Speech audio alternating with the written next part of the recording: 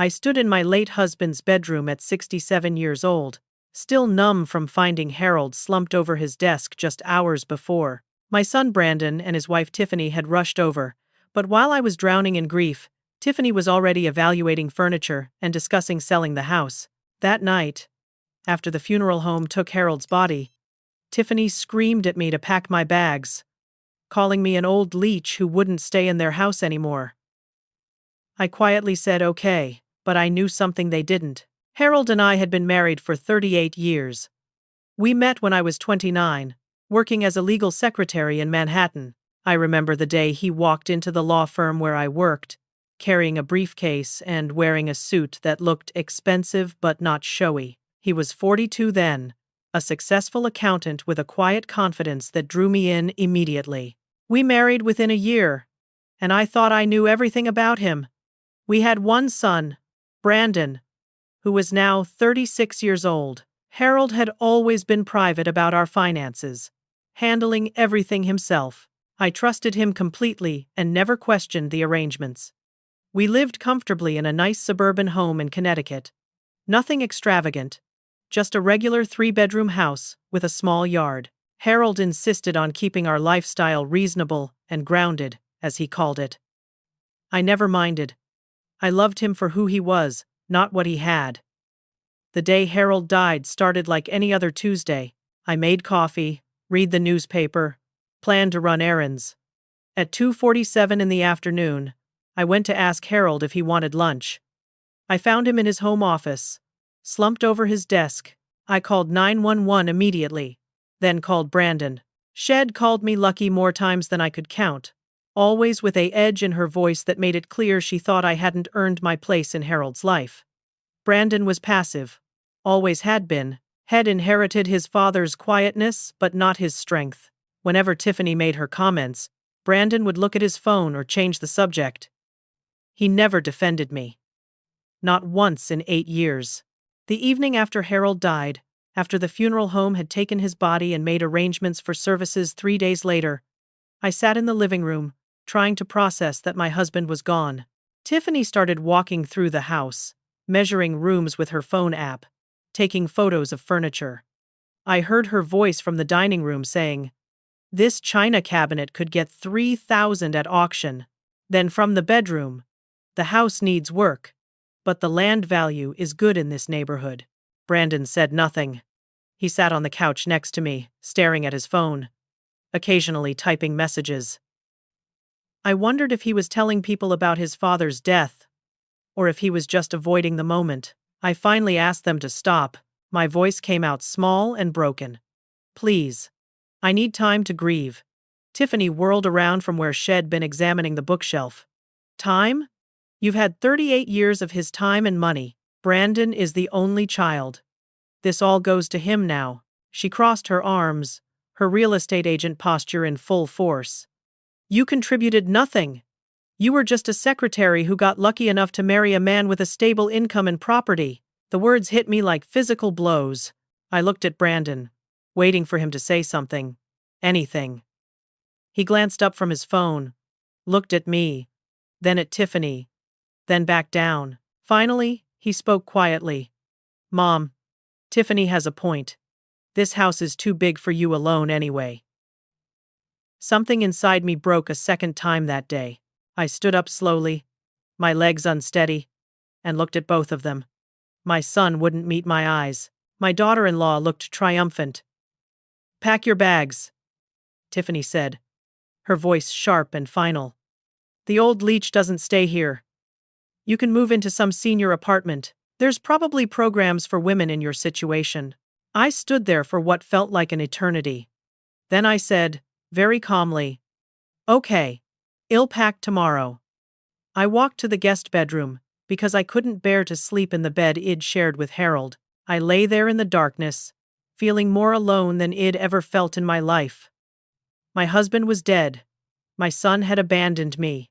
I had nothing. Then I remembered. I reached into my purse with shaking hands and pulled out a thick envelope. Harold had given it to me 6 months ago, on a Sunday morning after breakfast. Head held my face in his hands and said, "Constance, if anything happens to me, open this immediately." Don't tell anyone until you've read everything. Promise me. It promised, and tucked it away, never thinking about it again. Until now. I opened the envelope. Inside were legal documents, bank statements, property deeds, and a letter in Harold's careful handwriting. As I read, my eyes widened. My hands started trembling so hard I had to set the papers on the bed. I wasn't poor. I wasn't dependent. I was one of the wealthiest women in Connecticut. And Harold had made sure of it. Harold's letter began with words that made tears stream down my face. My dearest Constance, if you're reading this, I'm gone. And I'm so sorry I can't be there to hold you through your grief. But I need you to know something I've kept from you our entire marriage. And I hope you'll understand why. He explained that had come from old money. His grandfather had built a successful manufacturing company in the 1920s, and his father had invested the inheritance wisely. Harold had inherited a fortune when he turned 30, before Wed even met, but Head decided to live modestly because Head watched money destroy his family. His siblings had fought over the inheritance, torn apart by greed. His mother had remarried 3 times, each time to someone who wanted her money. Harold had seen what wealth did to relationships, how it poisoned genuine connection. When I met you, the letter continued, you were the most genuine person I'd ever known. You loved classical music and terrible comedy movies. You brought me lunch when I worked late. You laughed at my jokes even when they weren't funny. You loved me. Harold the person? Not Harold the heir to millions. I knew within a month that you were the one, but I also knew I had to protect what we had. Head never told me about the money to keep our relationship pure. He wanted to know that I loved him for himself, and he wanted to live the kind of life that felt real and grounded, but had also been protecting me in ways I'd never imagined. The financial documents told the rest of the story. Over 38 years of marriage, Harold had gradually transferred assets into my name. The house had been in my sole name for 15 years.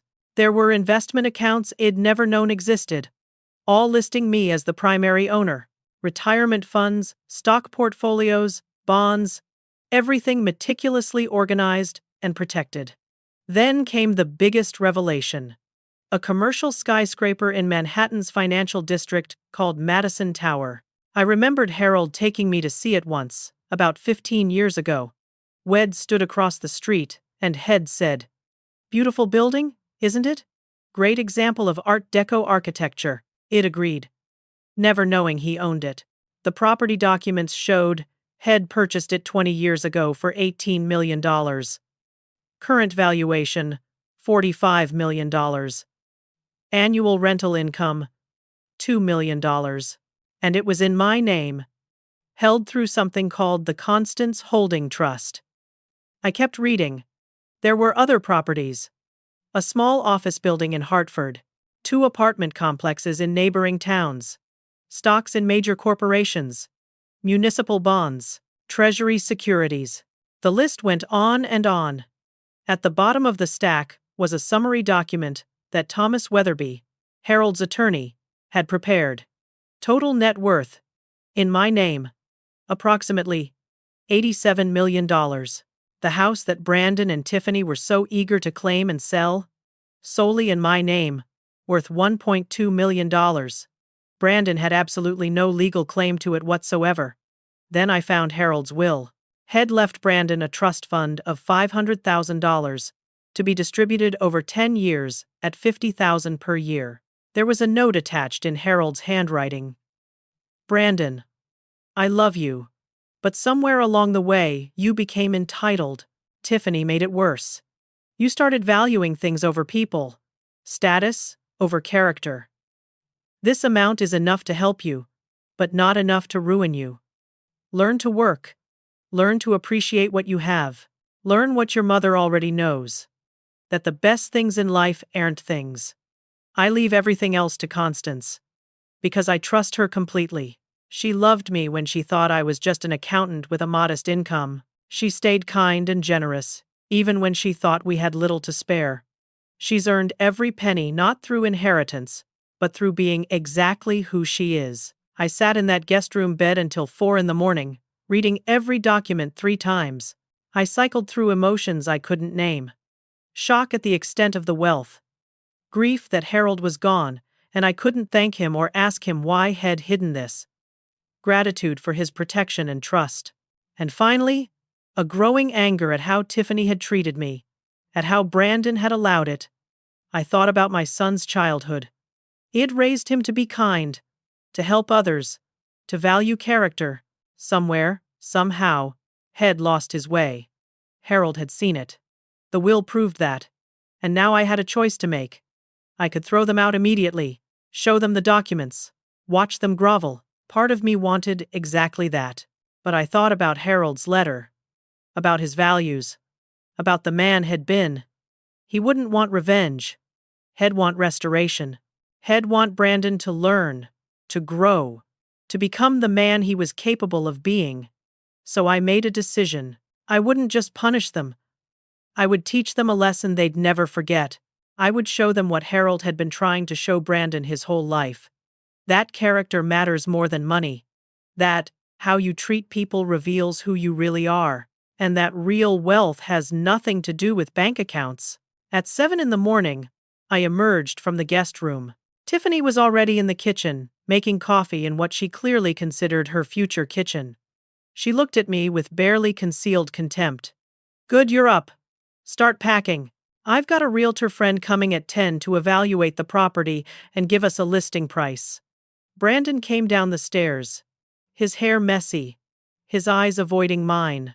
"You'll need a few days to sort through 38 years, I said quietly. "You have until the weekend," Tiffany announced. "That's generous, considering. Most people would want you out immediately." I nodded and went back to the guest room.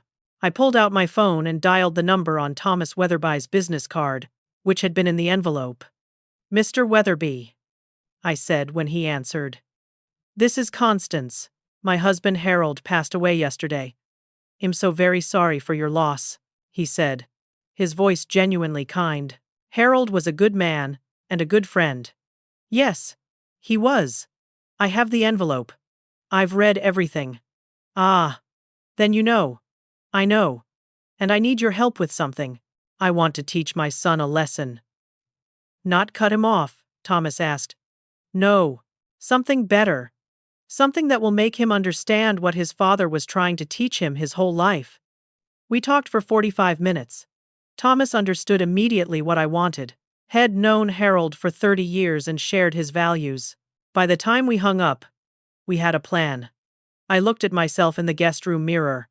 My eyes were red from crying. My hair was gray and messy.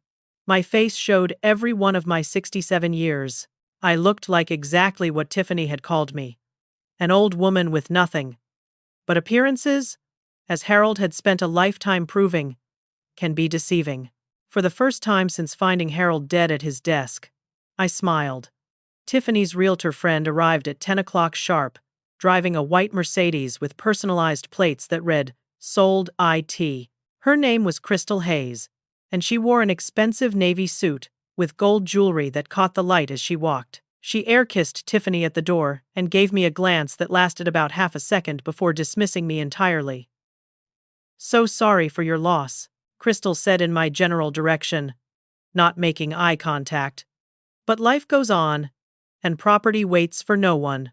The market is hot right now, and timing is everything." She walked through the house with Tiffany, both of them talking in that rapid-fire way real estate agents have, discussing staging and comparable sales and market positioning.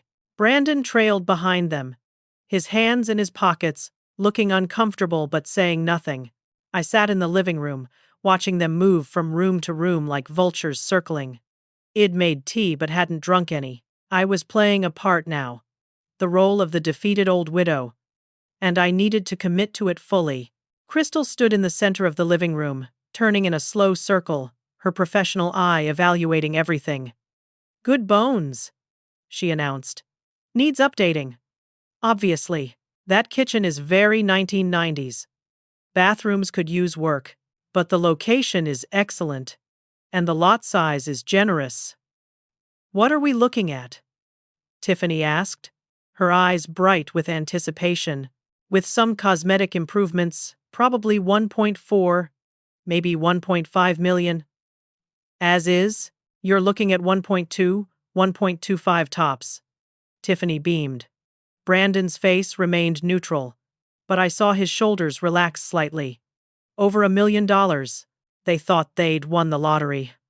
I decided to ask my innocent question. Who currently owns this house?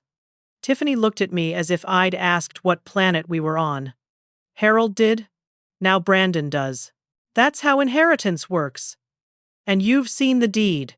We don't need to see it. Tiffany snapped. Stop stalling. This is standard procedure. But Crystal, to her credit, had professional instincts. Actually, we do need to verify ownership before we can list. It's required for the paperwork. Tiffany waved her hand dismissively. It's obviously Brandon's. It was his father's house. I looked down at my tea, hiding my expression. I see. Well, carry on then. Over the next 2 days, I packed slowly, methodically, playing my role perfectly. Tiffany supervised, making comments the whole time. You don't need all those dishes. Take a few plates and donate the rest. Those photo albums are falling apart anyway. Just trash them. Your clothes are so outdated. Honestly, this is a chance for a fresh start. Get rid of most of it. I nodded at each instruction, packing what she told me to pack, setting aside what she told me to discard. The photo albums particularly hurt. They contained pictures of Brandon as a baby, as a toddler, his first day of school, his college graduation, his whole life documented in those pages, and she wanted me to throw them away. Brandon avoided the house during this time, claiming he had important work meetings. I knew the truth. He couldn't face what they were doing to me. Couldn't face his own cowardice. Harold's funeral was on Thursday, 2 days after his death. It was small, the way Harold had wanted.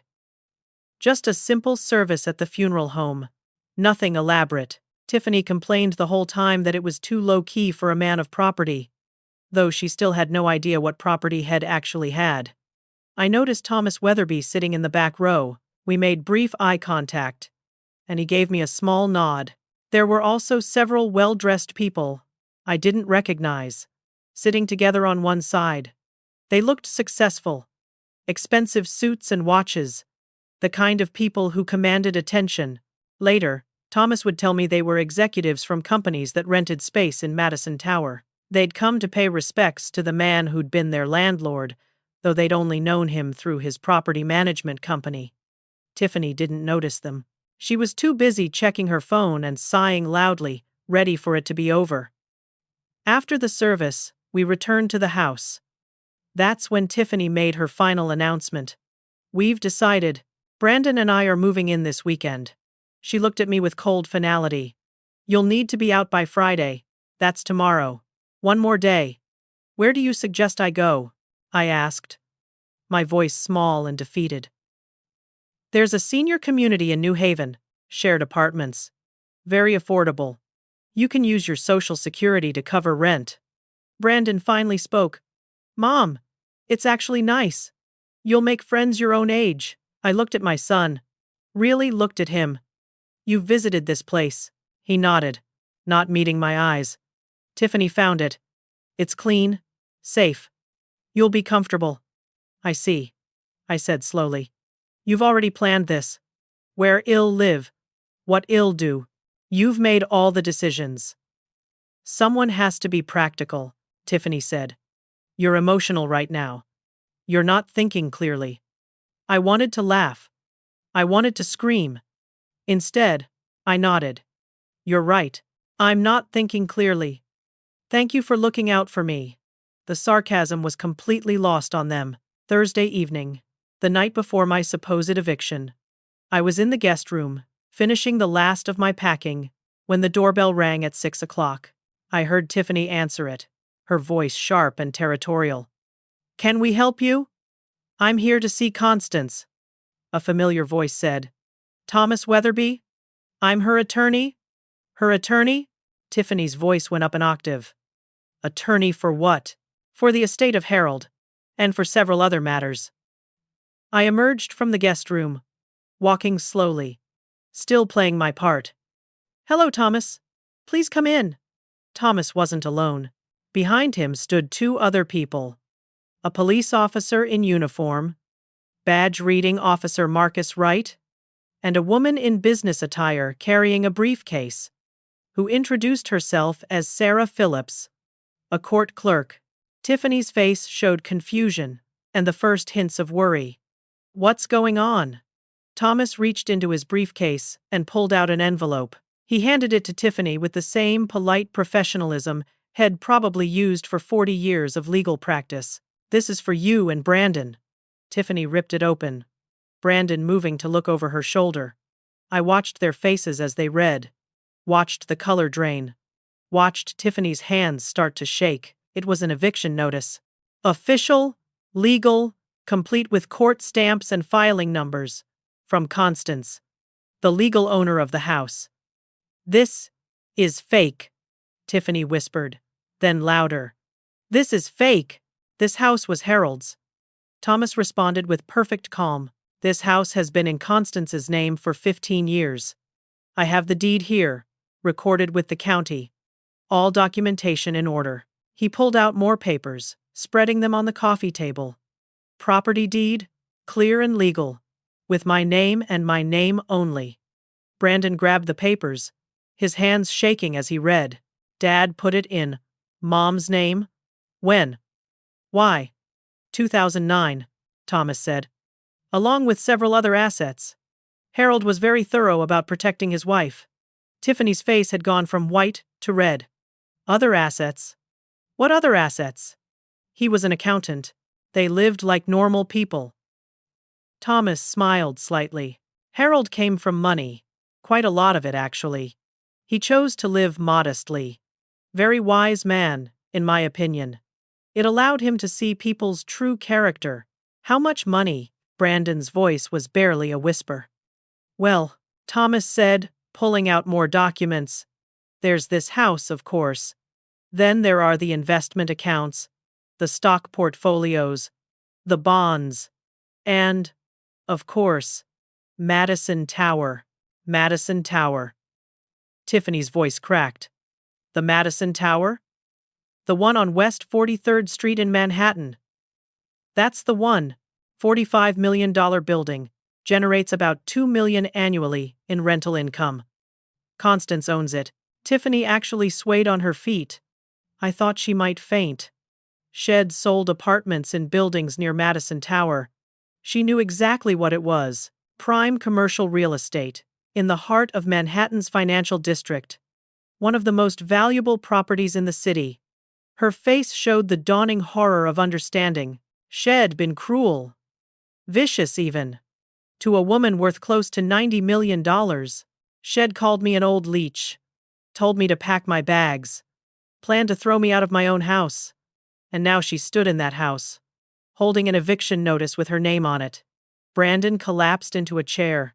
Mom, he said, his voice breaking. I didn't know. I thought. Tiffany said. I looked at my son, let him see the pain in my eyes. You thought I was poor. You thought I was a burden. You thought I'd contributed nothing to this marriage. I kept my voice steady. Your father died Monday afternoon. By Monday night, your wife was calling me names and planning to sell my home. You said nothing. You did nothing. You let her treat me like garbage. I'm sorry, Brandon whispered. I'm so sorry. Tiffany grabbed his arm hard. Don't apologize. She hid this from us. She lied. I didn't hide anything. I said. I didn't know until Monday night. But you, Tiffany, you didn't wait even 24 hours before trying to take everything. And Brandon, you stood by and watched. Thomas continued in his professional voice. You have 30 days to vacate the premises. Per Connecticut state law. That's quite generous, considering. You can't do this. Tiffany was nearly screaming now. Brandon is Harold's son. He has rights. And Harold, Thomas said, Producing another document left Brandon a trust fund of $500,000. He handed Brandon the will. I watched my son read it, watched him see his father's note about becoming entitled, about not being trustworthy with more. Watched him understand that his father had seen exactly what had become. The words on Harold's note were burned into my memory. I trust my wife. Harold had trusted me with everything. He hadn't trusted his own son. You called me an old leech, I said to Tiffany, my voice quiet but clear. You said I contributed nothing to this marriage. You measured my furniture for auction while my husband's body was still warm. I have never felt so small, so worthless, so utterly discarded, as I did that first night when you told me to pack my bags. I paused, and my son, the child I carried and raised and loved, said nothing to stop you. Officer Wright stepped forward then, his presence suddenly taking on official weight. There's also the matter of the theft. Tiffany's head snapped toward him. What theft? I haven't stolen anything. The jewelry box. From the master bedroom, I said. My mother's engagement ring and my grandmother's pearls. They disappeared Tuesday afternoon. I don't know what you're talking about. Tiffany's voice went shrill. The security cameras Harold installed last year do, I said. Thomas produced a tablet, turned it to face everyone. The video was clear. Time-stamped Tuesday at 2:30 in the afternoon. Tiffany entering the master bedroom, looking around, opening my jewelry box, and stuffing it into her large purse before leaving. I was securing valuables, Tiffany said desperately. For the family, Officer Wright's voice was firm. That's called theft, ma'am. The items belong to Constance, and taking them without permission is a crime. I want them back, I said. Tonight. Or Officer Wright files formal charges. The room went silent except for Tiffany's rapid breathing. After a long moment, she ran upstairs. We heard banging, drawers opening. She came back down and threw the jewelry box onto the floor at my feet. There. Happy now. Officer Wright stepped toward her. Mom. You need to control yourself. That's assault. Throwing objects at someone. I picked up the jewelry box carefully, held it against my chest. These were things my mother had worn, that her mother had worn before her. Family history, family love, reduced to something Tiffany saw as just items to be sold. Shed tried to steal my past along with my future. Thomas gathered his papers. The eviction notice is official and legal. You have 30 days. I suggest you use that time to find appropriate housing and reflect on your choices. Brandon hadn't moved from the chair. He sat there, the will in his hands, staring at nothing. Tiffany stood frozen, her face cycling through rage and panic and disbelief. I looked at both of them and said, Harold tested us all, every day for 38 years. He tested us by living modestly and watching how we treated each other when we thought there was nothing to gain. I passed his test by loving him for who he was. You both failed by showing your true characters the moment you thought you had something to inherit. Officer Wright and Sarah Phillips left. Thomas gave me a small nod and followed them out. The door closed, leaving me alone with my son and daughter-in-law in my house. The house that had always been mine, though they'd never bothered to check. Tiffany didn't come back to the house after that night. She left with a final venomous look in my direction and screamed something about lawyers and lawsuits as she slammed her car door. But we both knew she had no case. Thomas had made that abundantly clear. Brandon came back alone on Wednesday morning, 5 days after his father's death. I was in the kitchen drinking coffee and reading the newspaper.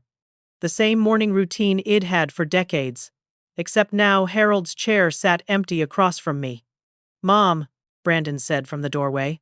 Can we talk? I looked at my son. Head lost weight in just these few days.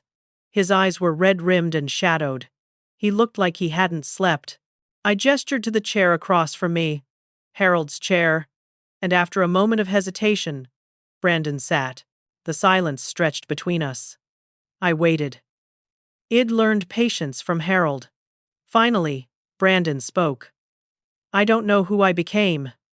His voice cracked on the words. When I met Tiffany, she was so confident, so driven, so sure of everything. I thought that was strength. I thought that was what a successful person looked like. He put his head in his hands. But she's never satisfied. Nothing is ever enough. There's always someone with a bigger house, a better car, a higher salary. I got caught up in it. The competition, the keeping up, the constant measuring of everything and everyone. You forgot what your father taught you, I said quietly. I forgot everything, Brandon said. And he was crying now, tears running down his face. I forgot about character, about humility, about kindness. I forgot that you raised me to be better than this. He looked up at me, his face devastated.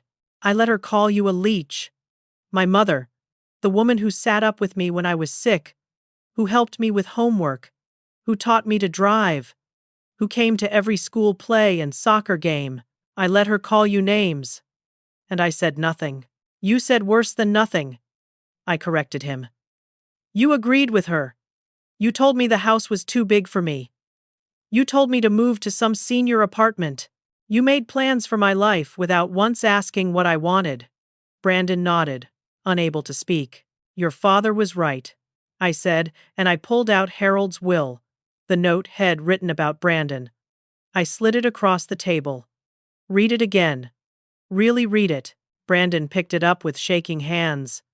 I watched him read his father's words about becoming entitled, about losing his way, about not being trustworthy with real wealth. When he got to the part where Harold wrote, I trust my wife, Brandon made a sound like a wounded animal. He didn't trust me, Brandon whispered. My own father didn't trust me with his legacy. Did you deserve his trust? I asked. It wasn't cruel. It was honest. No, Brandon said. No, I didn't. I don't. We sat in silence for a long time. I poured him a cup of coffee, added cream, and 2 sugars the way Head liked it since he was 16. He held the cup but didn't drink. Your father left you $500,000, I said. Do you know why that amount? Brandon nodded slowly. Because it's enough to help, but not enough to ruin me. He said that in the note.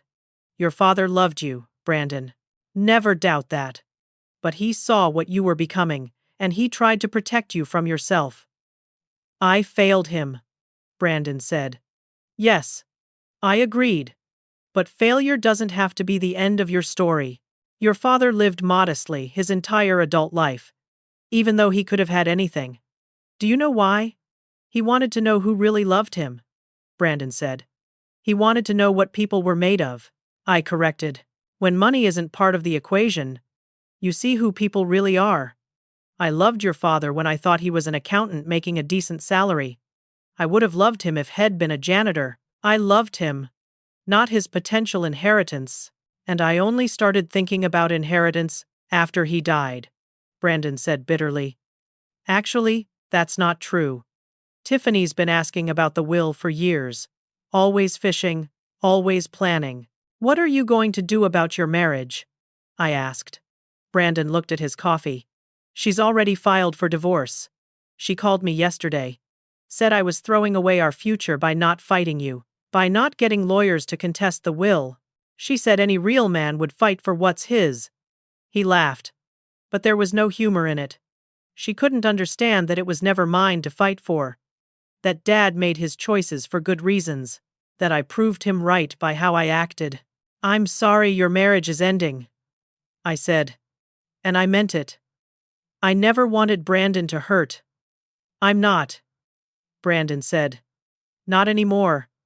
I've been thinking about the last 8 years. Really thinking.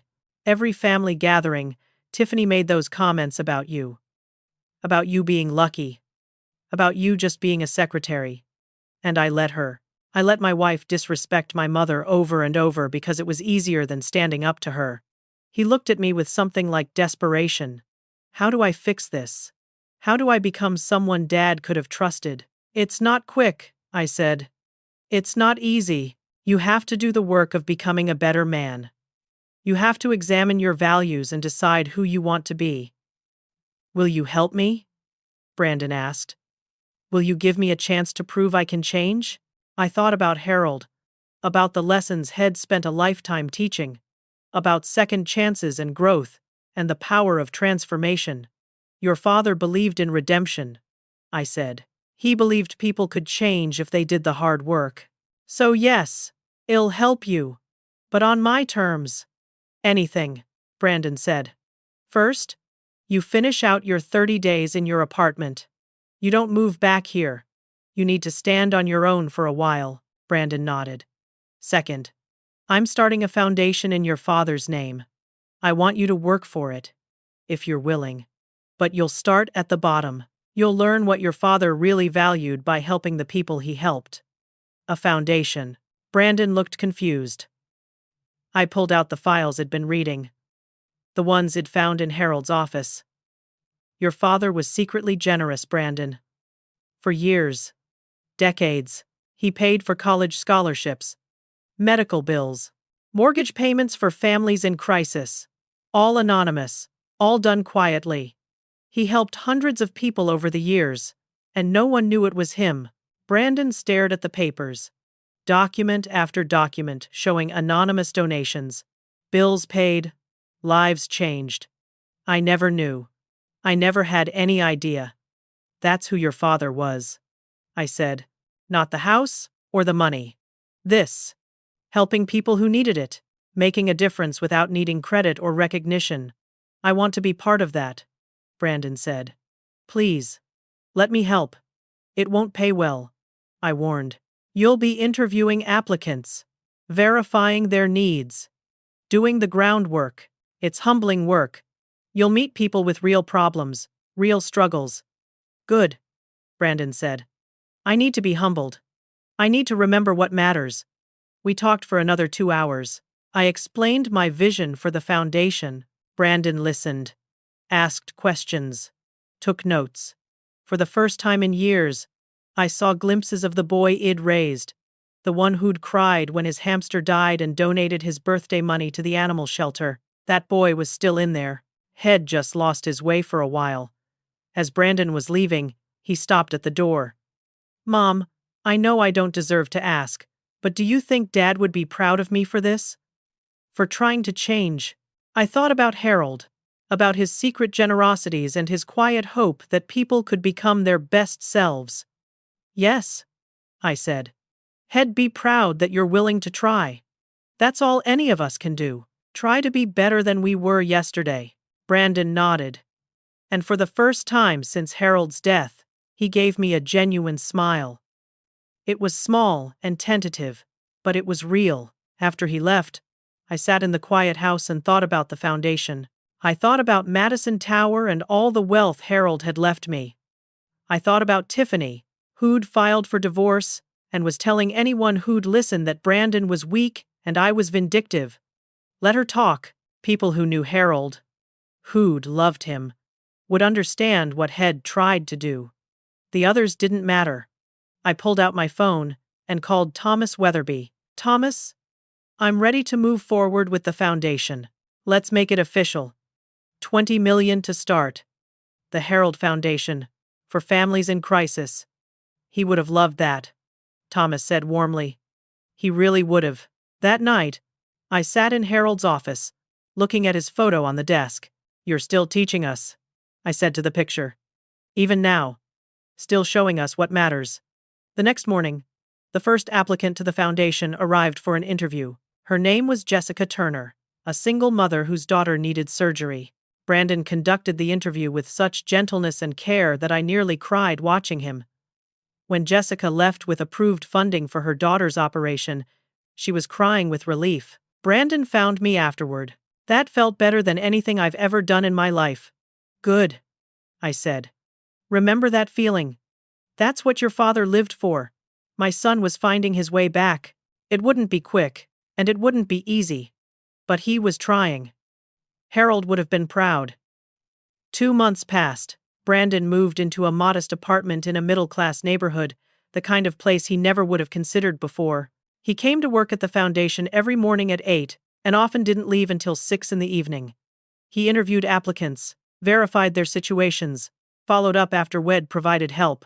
He was learning what Harold had known, that real people have real struggles, that catastrophe can strike anyone, and that a little help at the right time can change everything. One evening, Brandon and I were sorting through applications when he suddenly stopped, staring at a file. "Mom, look at this one." The application was from a teenager named Marcus Peterson, applying for a college scholarship. His essay was heartbreaking. His father had died when he was 12. His mother worked 2 jobs. Head maintained a 4.0 grade point average while working nights at a grocery store to help with bills. He wanted to study engineering but couldn't afford college. "We should fund this," Brandon said. "I agree. But why did you pick this one specifically?" Brandon was quiet for a moment. "Because he reminds me of who I should have been. Hes working hard. Hes not expecting anything. Hes not entitled. Hes just trying." We approved Marcus' scholarship. 4 years of full tuition, room, and board. When Brandon called to tell him, I heard the teenager's mother crying in the background, thanking God and thanking us over and over. "How do you do this every day?" Brandon asked after he hung up. "How do you handle the weight of all these stories? You remember that we can't help everyone, but everyone we do help matters." I said, "Your father taught me that. One person at a time, one family at a time. We do what we can." Brandon nodded, and I saw him wipe his eyes. The foundation was growing. Word spread carefully among social workers, hospital caseworkers, school counselors. We helped families facing eviction, people drowning in medical debt, students with potential but no resources. Every single case went through Brandon's hands first. He investigated, verified, recommended. He was thorough and fair and compassionate. Thomas Weatherby came to our monthly board meeting and pulled me aside. "Constance, I have to tell you, Harold would be amazed, not just at what you're doing, but at what's happening to Brandon. I've known that boy since he was born. I've watched him over the years, watched him lose his way. But this, what he's doing now, this is who Harold hoped he'd become." "Hes working hard," I said. "Really hard. Hes becoming a good man," Thomas said. "That's harder than any other kind of work." One Saturday afternoon, Brandon asked if he could visit. He arrived carrying a cardboard box and looking nervous. "What's this?" I asked. "Letters," he said. "I've been writing letters. To people I've hurt or wronged. Apologizing. Making amends where I can." He pulled out one envelope. "This one is to you. I wrote it weeks ago, but I wanted to give it to you in person." I took the letter. It was handwritten, several pages long.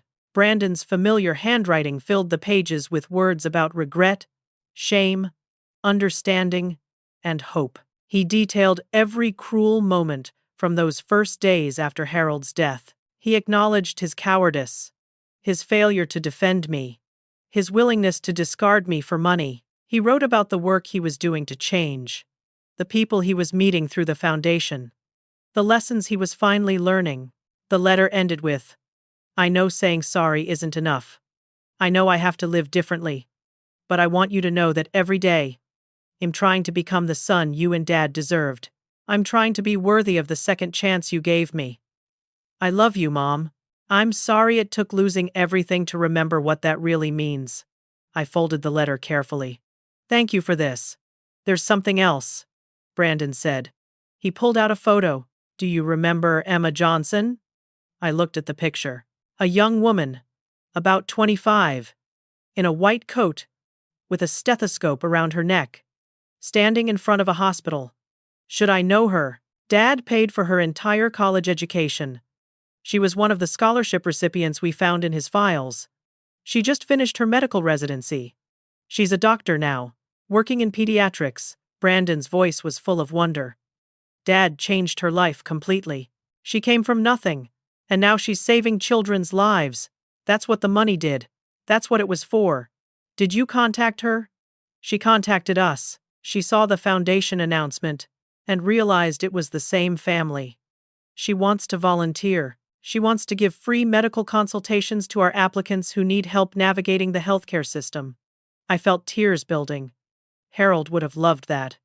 I called 5 other people from Dad's files. Brandon continued. People he helped years ago, decades ago even. Every single one of them wanted to give back. We've got a lawyer offering free legal advice, an accountant offering free tax preparation, a therapist offering free counseling. All people, Dad, helped anonymously. They all want to be part of what we're doing. Harold's secret generosity was creating ripples that spread wider than I'd ever imagined. There's one more thing, Brandon said, and now he looked truly nervous. I've been seeing someone. Her name is Grace Walker. She's a teacher at an elementary school in Hartford. We met at a community event the foundation sponsored. She doesn't know about the money. I mean, she knows I work for a foundation, but I haven't told her about the wealth, about you owning Madison Tower, any of it. Why not? I asked. Because I want her to know me, Brandon said. Just me. The way you knew Dad. I want to know if she loves Brandon, the foundation worker who drives a 10-year-old Toyota. Not Brandon, the heir to millions. I felt my heart swell with pride. Your father would approve of that completely. I thought so too, Brandon said. I wanted to tell you. I wanted you to know I'm trying to do this right. I'm trying to learn from his example. I'd like to meet her, I said. She'd like to meet you too. I've told her about you, about how patient you've been with me, how you gave me this chance when you had every right to write me off. You're my son, I said simply. I'll never write you off, even when you disappoint me, even when you fail. You're still my son. Brandon hugged me then, tightly, the way he used to when he was a little boy. I miss this, he whispered. I missed us. Me too, I said. Grace came to dinner the following week. She was 32, with kind eyes and an easy laugh. She taught 2nd grade and talked passionately about her students, about education inequality, about the importance of giving every child a chance. She'd grown up in a working-class family, put herself through college with loans and scholarships, and dedicated her life to helping kids who reminded her of herself. She and Brandon looked at each other the way Harold and I used to look at each other, like they'd found something rare and precious. After dinner, Grace helped me with dishes while Brandon took a phone call from an applicant. He's really special, Grace said quietly. I've never met anyone who cares so much about helping people. He talks about the foundation work like it's the most important thing in the world. It might be, I said. For him, right now, it might be. He talks about you too, Grace said, about how you gave him a second chance, about how you're teaching him to be better, as teaching himself. I said, I'm just providing the opportunity. Grace smiled. He said you'd say something like that you don't take credit, that you learned that from his father. As I watched Brandon and Grace leave together that evening, I felt Harold's presence so strongly I almost turned around expecting to see him. He wasn't there, of course, but his influence was.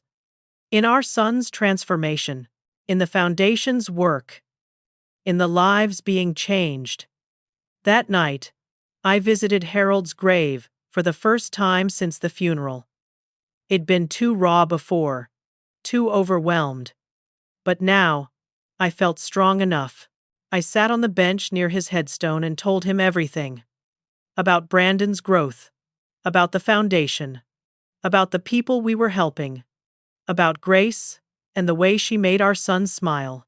You were right, I said to the stone with his name carved into it, about keeping the money secret, about living modestly, about testing us.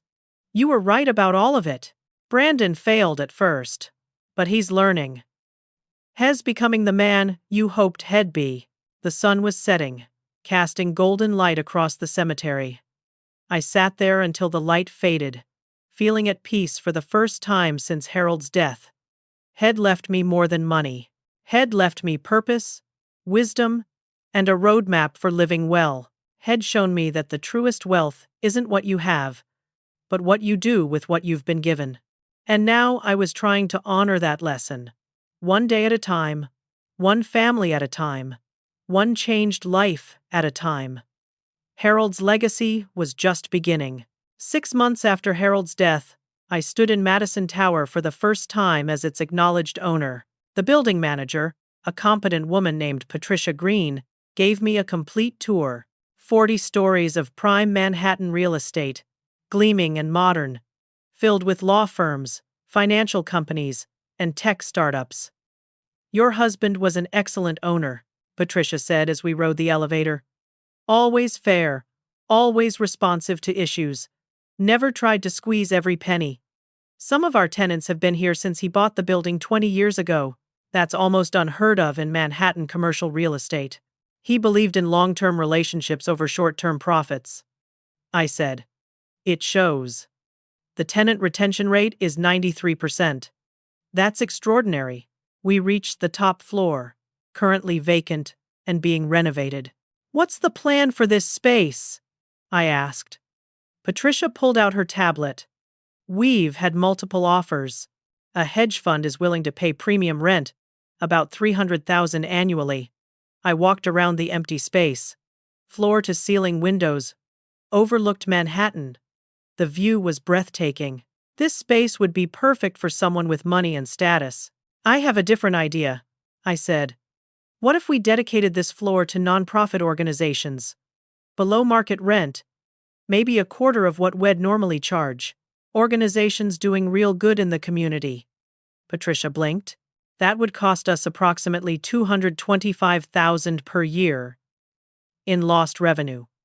But it would help organizations that desperately need affordable office space in Manhattan, education charities, homeless services, youth programs, organizations that could never afford to be in a building like this." Patricia studied me for a moment, then smiled.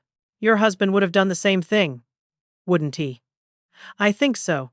He believed buildings should serve communities, not just generate maximum profit." "Then let's do it," Patricia said.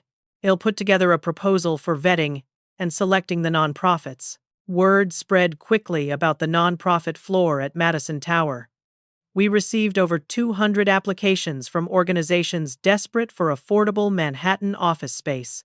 We selected 5 organizations: a youth literacy program, a homeless outreach service, a job training program for formerly incarcerated people, a domestic violence support center, and a refugee assistance organization. When they moved in, Brandon and I attended the ribbon cutting. One of the directors, a woman named Angela Martinez who ran the literacy program, gave a speech with tears streaming down her face. "For 15 years, we've operated out of a basement in Queens. We've helped thousands of kids learn to read, but we've always been limited by our location. Now, in this beautiful space in Manhattan, we can reach more families. We can hire more tutors. We can expand our program." She looked directly at me. "Constance, you've given us more than office space. You've given us legitimacy, visibility, and hope. Thank you." Brandon leaned over and whispered, "Dad would be so proud right now." I squeezed his hand. Yes, Harold would have been proud. The foundation continued to grow. By Thanksgiving, WED helped over 300 families. Medical bills paid, evictions prevented, educations funded, crisis averted. Brandon had developed a careful vetting process, working with social workers and community organizations to identify families in genuine need. One afternoon, a young man came to the office asking to speak with someone about the foundation. The receptionist called Brandon, who met him in the lobby. 20 minutes later, Brandon came to my office with the young man following him. "Mom, this is Marcus Peterson, the scholarship recipient from September." Marcus, the teenager who'd worked at the grocery store while maintaining perfect grades. He stood there looking nervous and excited. "Mrs. Constance, I had to come thank you in person. I'm at MIT now, Massachusetts Institute of Technology, studying engineering. I never thought this would be possible. Never. And it's because of what you and Mr. Harold did." "How's it going?" I asked. "It's hard," Marcus admitted. "Really hard. But I love it. Every day I wake up grateful.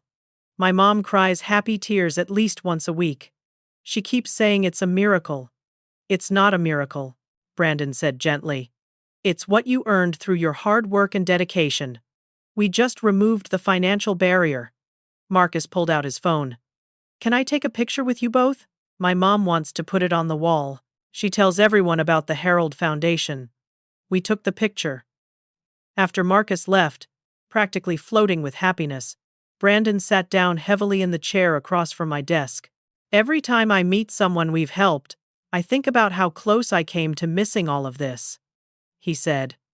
If Tiffany and I had gotten the money, we would have bought a bigger house, fancier cars. We would have spent it on things that don't matter. We never would have helped anyone. We never would have changed anyone's life. But you didn't get the money, I pointed out. Your father made sure of that. He knew exactly what would happen, and he planned accordingly. He was so wise, Brandon said. So much wiser than I ever gave him credit for. Thanksgiving arrived.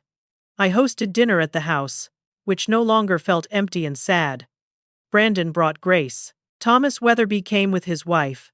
Patricia Green from Madison Tower came with her family. And Id invited some of the foundation beneficiaries who'd become friends. Jessica Turner, whose daughter's surgery Wed funded, brought her daughter Emily, now healthy and thriving.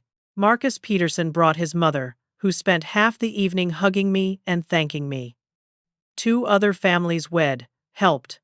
People whose lives had been transformed by simple assistance at the right moment. We crowded around my dining room table, the table where Harold and I had eaten thousands of meals. And we shared food and stories and gratitude. As I looked around the table, I thought about how Harold would have loved this scene. Not the wealth or the recognition, but this. Genuine connection. Transformed lives. Gratitude that came from the heart. After dinner, as people were having coffee and pie, the doorbell rang. Brandon answered it and came back looking stunned. Mom, there's someone here. Actually, there are several someones here. I went to the door. Standing on my front porch were 5 people I didn't recognize, all dressed nicely, all looking emotional. Mrs. Constance. A young woman stepped forward. My name is Emma Johnson. Your husband paid for my entire education. I'm a pediatrician now, and I never got to thank him. When I heard about the foundation, I had to find you. I had to tell you what his generosity meant. Behind her, the others introduced themselves. Daniel Ross, a teacher whose mortgage Harold had saved when he was facing foreclosure. Sarah Bennett, whose medical bills Harold had paid anonymously after her cancer treatment. Michael Chen, whose small business Harold had quietly funded when banks refused to give him a loan. Lisa Martinez, whose daughter's private school tuition Harold had covered when the family hit hard times. We found each other through the foundation website, Emma explained. We all have stories about anonymous help that came at just the right moment. When we investigated, we traced it back to Harold. We wanted to meet you. We wanted to say thank you. And we wanted to ask if we can volunteer for the foundation. We all want to give back. I stood there, overwhelmed, as Brandon came to stand beside me. These were people whose lives Harold had touched years ago, some of them decades ago. They'd been helped by a man who never wanted recognition, never wanted thanks, just wanted to make a difference. Please come in, I said. Join us. We're celebrating Thanksgiving, and I can't think of anything more appropriate than sharing it with people my husband helped. They came in, and the house filled with even more voices, more stories, more gratitude. Emma sat next to Grace, and they discovered they'd both benefited from education funding, Grace from government scholarships, and Emma from Harold's anonymous generosity. They talked about the importance of giving every child a real chance. Daniel Ross talked with Brandon about the terror of almost losing his home, and how the anonymous payment had saved not just his house, but his family's stability. My kids were young then. If Wed lost that house, if Wed had to move to a cheaper area with worse schools, their whole lives might have been different. One moment of generosity changed everything for us. As the evening wore on, I found myself in Harold's office, taking a moment of quiet. The photo on the desk showed him smiling, the way he used to smile when he was truly happy. You touched so many lives, I whispered to the photo. So many people. And you never told me. You never bragged. You just quietly helped and moved on. The office door opened quietly. Brandon came in. You okay, Mom? I'm better than okay. I'm overwhelmed in the best possible way. Brandon came to stand next to me, looking at his father's photo. I understand now why he lived the way he did. Why he kept the money secret. Why he tested us. Tell me, I said. Because money reveals character. It doesn't create it. If you're generous when you're rich, you'll be generous when you have little. If you're kind when you're wealthy, you'll be kind when you're struggling. Dad wanted to know who we really were, underneath everything. And he wanted us to know ourselves. He wanted you to choose who you'd become. I said, not based on what you had, but based on who you wanted to be. I chose wrong for a long time, Brandon said quietly. But you chose right in the end. That's what matters. We stood there together, father and son and mother, connected by love and loss and hard-learned lessons. The house was full of people downstairs, full of life and laughter and second chances. Harold's test had revealed everything. It had shown Tiffany's greed. It had exposed Brandon's weakness. It had proven my love. And now, months later, it was creating something beautiful. Transformation. Brandon had become someone his father could be proud of. I'd discovered strength I didn't know I had. And together, we were building a legacy that honored Harold's quiet generosity. That night, after everyone had left and the house was quiet again, I wrote in my journal for the first time since Harold's death. Today I understood something profound. You didn't leave me money, Harold.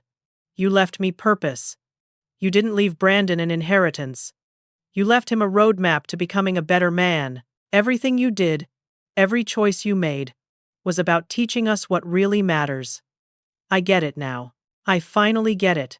And I promise to spend the rest of my life honoring what you taught us. Not just with the foundation, but with how I live, how I treat people, how I define success. You showed me that the richest life is the one lived in service to others. Thank you, my love. Thank you for 38 years of quiet lessons. I was paying attention, even when I didn't know I was learning. I love you, always. 1 year after Harold's death, I stood at his gravestone on a brilliant autumn morning.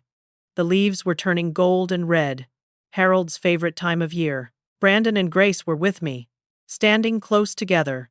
They'd gotten married the month before, in a simple ceremony at the house, the kind of wedding Harold would have loved. Small, intimate, focused on love rather than spectacle. Grace was 3 months pregnant when they'd told me. I'd cried happy tears, thinking about Harold becoming a grandfather, about the continuation of our family line. Hi, Dad, Brandon said to the stone. I wanted to tell you that Grace and I are naming the baby Harold, if it's a boy, Hope if it's a girl. Either way, we're naming our child after what you taught us. Grace placed flowers on the grave. I never got to meet you, Harold. But I know you through the foundation, through the lives you touched, through the lessons you left. Thank you for raising such a good man. I touched the cold granite of the headstone. The foundation has helped 500 families now. 500. Can you believe it? We've prevented evictions, paid medical bills, funded educations, helped people start small businesses. Your Madison Tower nonprofit floor is thriving. The organizations there are doing incredible work, Brandon continued. And the ripple effect keeps growing. The people you helped years ago are volunteering, mentoring, giving back. Emma Johnson has provided free medical consultations to 50 of our families. Daniel Ross is teaching financial literacy classes. Every person you helped is paying it forward. Your generosity is multiplying. We stood in comfortable silence for a while. A cardinal landed on a nearby branch, bright red against the autumn leaves. Harold had always said cardinals were good luck. Do you miss him? Grace asked, softly. Every single day, I said. But I also feel him constantly. In the work we do. In the choices we make. in who Brandon has become. Tell me about that first week, Grace said. Brandon's told me some of it, but I'd like to hear your perspective. So I told her.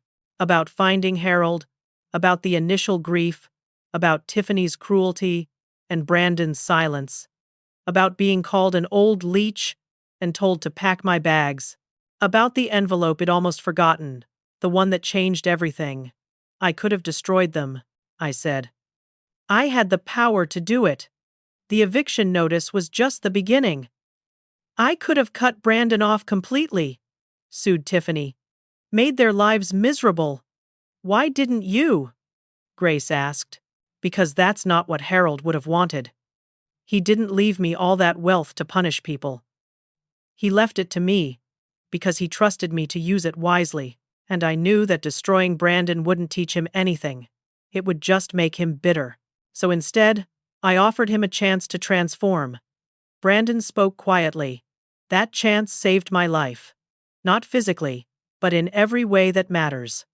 I was becoming someone I didn't respect, someone Dad couldn't respect. The foundation work, meeting the families, seeing real struggle, it woke me up. Your father spent our entire marriage testing all of us, I said. Every day, every choice, every moment. He could have lived in a mansion, but he chose our modest house.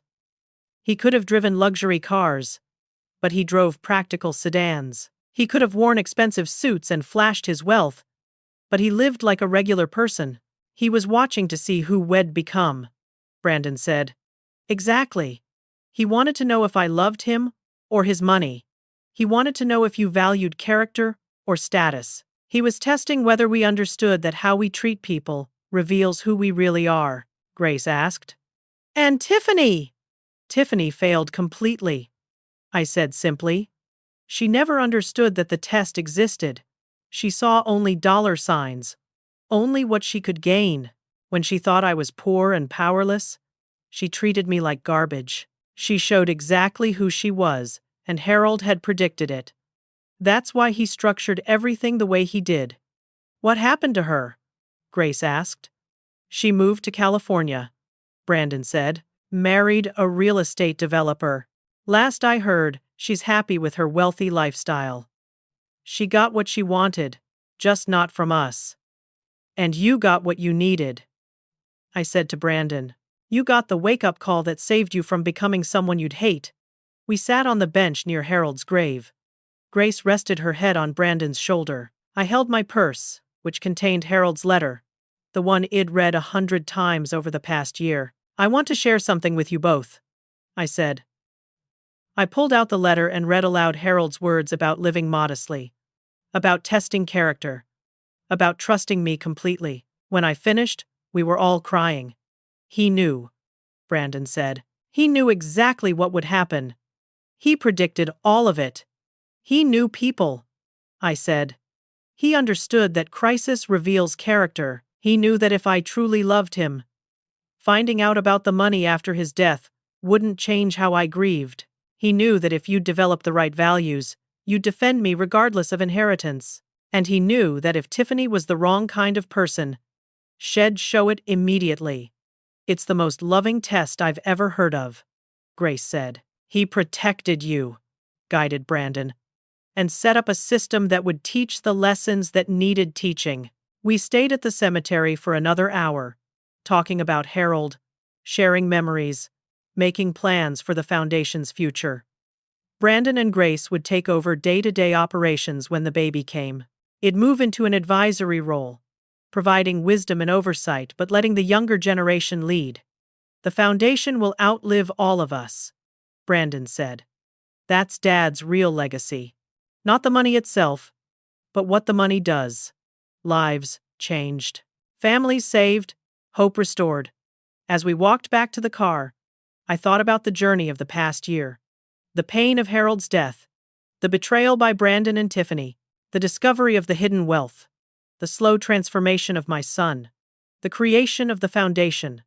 The hundreds of lives touched and changed. It had been the hardest year of my life, but also the most meaningful. That evening, I sat in Harold's office, now my office, and wrote a final letter to him.